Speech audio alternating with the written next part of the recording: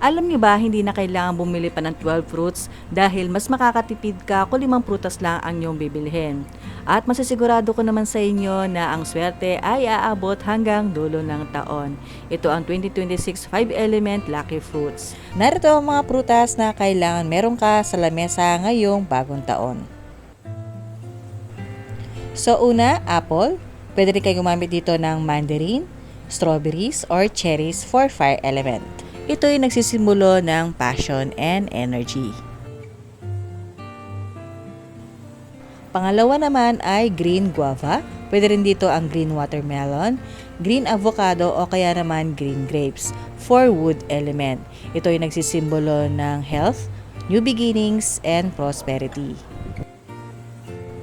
Pangatlo, white pear or pwede rin dito ang honeydew for metal element. Nagsisimbolo ito ng purity, focus, and also new beginnings.